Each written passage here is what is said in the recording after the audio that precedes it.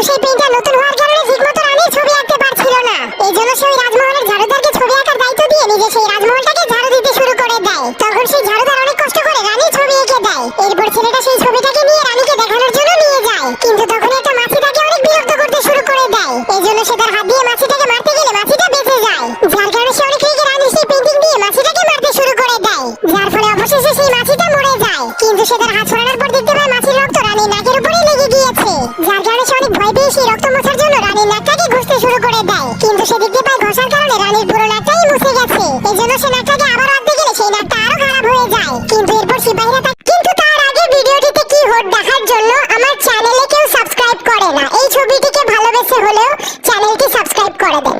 পরে রানীকে সেই ছবি দেখানোর জন্য রানীর কাছে নিয়ে যায়। এরপর সে রানীকে সেই ছবিটাকে দেখাতে শুরু